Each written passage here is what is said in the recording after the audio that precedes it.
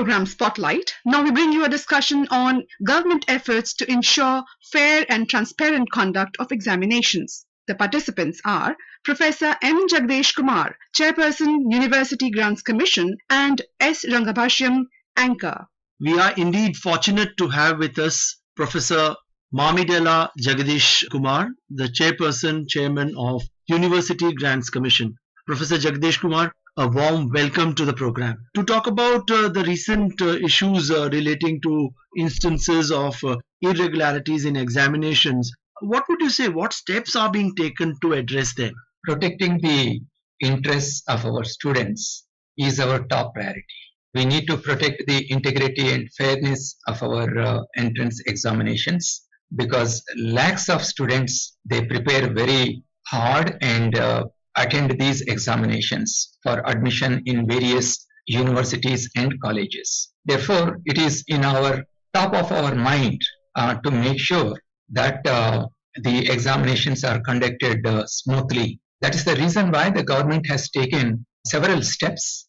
A new Director General has been appointed for National Testing Agency. The government has formed a high-level committee headed by Dr. Radhakrishnan, who is former ISRO chairman. This committee consists of experts from different domains. Professor Randeep Guleria, who is the former director of AIIMS. We have Professor K. Ramamurthy from IIT Madras, Professor Aditya Mittal from IIT Delhi. These are people who are deeply involved with the conduct and reforms of the IIT entrance examinations. This committee will review the entire functioning of the NTA to restructure the NTA for efficient performance. This committee will provide recommendations on the entire gamut of operations that take place in the conduct of the examinations, including the data security protocols and other protocols that need to be followed, so that these examinations are credible, they are transparent and fair. But with respect to the cases, the possible irregularities that have been reported, the cases have been transferred to CBI, thorough investigation, both in the case of NEET UG as well as the UGC NET. And once the inquiry is completed, the offenders will face the stringent action possible as per law. Professor Kumar, let's talk about NEET UG. There had been allegations of irregularities and lately allegation and confirmation of paper leakage. The issue went to the highest court in the land as well. But what is the way forward now?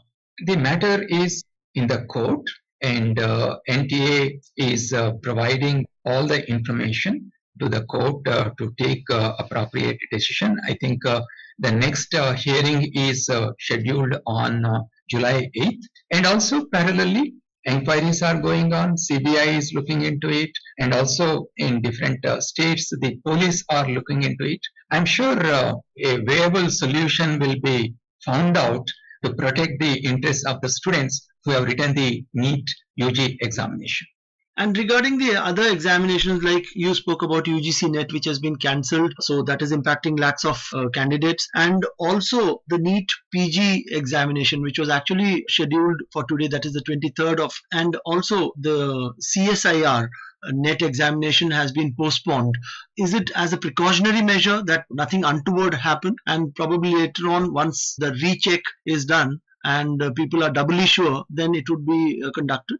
Just for the general information of the listeners of your program, UGC NET and CSIR UGC NET, both these exams are used to give PhD fellowships and also as an eligibility for appointment of the assistant professors in universities and colleges. So on June 18th, UGC NET was conducted in about 83 papers, and on June 25th, the CSIR UGC NET exam was expected to be held, but however now it is postponed.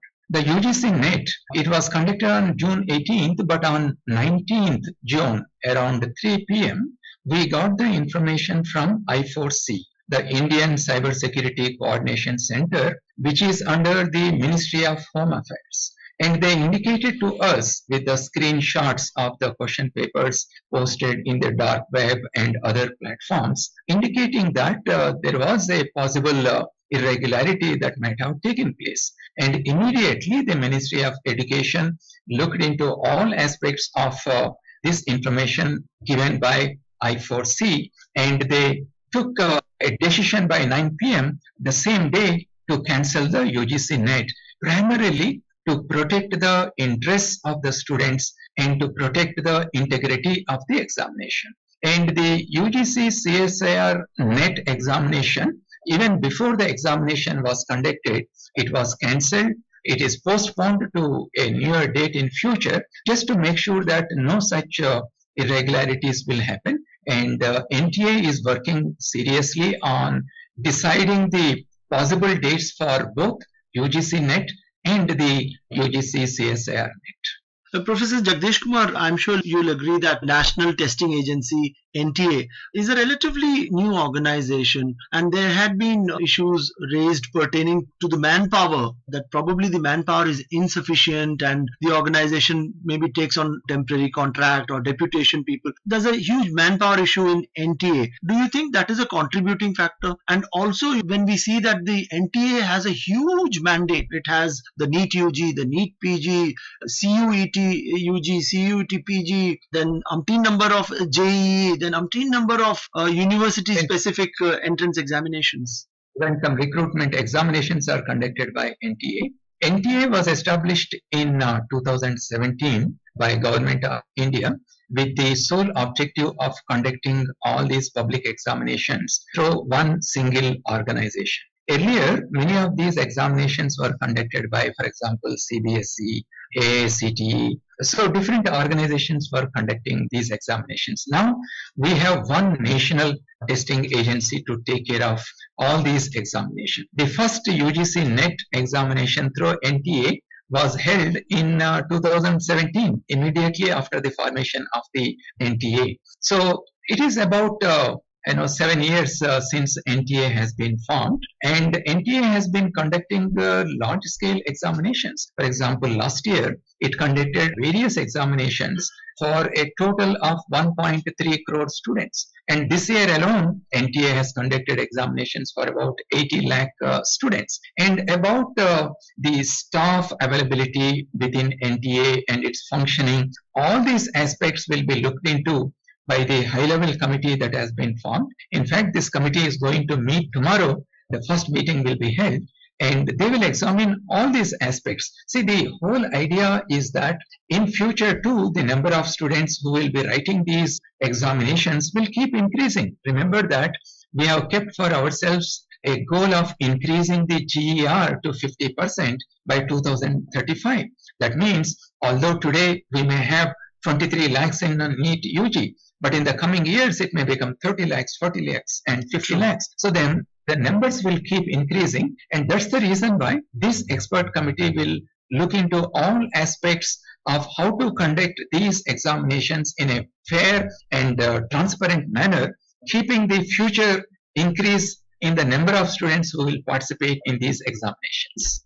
Professor Kumar, do you feel that maybe NTA should stop conducting recruitment examinations, which it can do away with, and maybe focus on just academic entrance examinations? Well, let the committee look at all these aspects, because NTA was primarily established to conduct the public examination for admission into colleges and universities. So since these numbers will keep increasing in future, the expert committee will look into all these issues and suggest recommendations so that these examinations can be conducted successfully. So let's also talk about the new act, the Public Examination Prevention of Unfair Means Act 2024. It has some stringent provisions, 1 crore penalty and imprisonment up to 7 years and a lot more. Do you think this could be a game changer, a major deterrent to people, looking at unfair means in examinations? Absolutely. You see, when lakhs of our students are writing these examinations, if there is any irregularity or any malpractice that takes place because of some unscrupulous elements, you are playing with the future of our young students. Therefore, any offenders who engage in such activities should be punished with the strictest possible punishment. And earlier, we didn't have any such act. I'm happy that Government of India has notified this Public Examinations Prevention of Unfair Means Act. And as you rightly said, this act has very strict punishment for such offenders. They can be fined up to 1 crore rupees or they can be put in jail for up to 10 years. And I'm sure with this act in place, it will act as a strong deterrent for any offenders who may try to sabotage these examinations through malpractices. Professor Kumar, let's also talk about the new technology. Technology has always been considered as a panacea to all the melees, all the issues relating to conduct of examinations. But with the advent of the digital technology, it seems to be kind of a double-edged sword. On one hand, you can do encryption of the question paper so that there is no leak and nothing. At the same time, systems can be hacked, which makes it all the more easy, and there could be someone sitting at a remote place accessing the question paper and solving it unscrupulously and giving it to people. What do you think? We should kind of review our standard protocols of the latest technology as well? There are two different ways in which these examinations can be conducted. One way is to have more human involvement. You have printed question papers, you have OMR sheets. When a lot of human involvement is there in the conduct of these examinations, the possible human errors can derail the conduct of these examinations because you are dependent on so many invigilators, you are dependent on so many people across the country in these centers. Even an unintentional human error, such as distributing a wrong language paper to the students, a wrong OMR being distributed. These are human errors which are a possibility whenever so many humans are involved. If the exam size is small, perhaps these printed paper version, OMR based examinations are okay. But if the numbers are increasing, perhaps using technology will help us in making sure that possible human errors are minimized, because the delivery of the question papers and then the students are giving these answers on the computers which are captured by a local server in the center, and then all this data is collected by a central server. So in between all these processes, there is elimination of any human intervention. Therefore, the security of the examination will be very, very high. And there are also protocols to secure these examination from any possible cyber attacks, such as disconnecting the center from the internet and so on. There are standard protocols. It requires really very proficient perhaps a cyber attacker to break into these kind of systems. Whereas in the case of the other examinations where a lot of human involvement is there, the unintentional human errors also can derail. But both have their pros and cons. So we cannot say that one is the perfect system as compared to the other. There can be no perfect system. Any system has certain things that can derail the examination process. Therefore, these examinations have to be planned with a lot of care, and every small detail has to be looked into so that any such irregularities or human errors do not derail these examinations. So the expert committee that has been formed, they will look into all these aspects, to what extent we can use technology in the conduct of the examination, to what extent human involvement can be there, so that a better examination system can be designed to protect the integrity of these examinations. Professor Jagadesh Kumar, it's been a pleasure having you on the program. Thank you so much for joining us, sir. Thank you.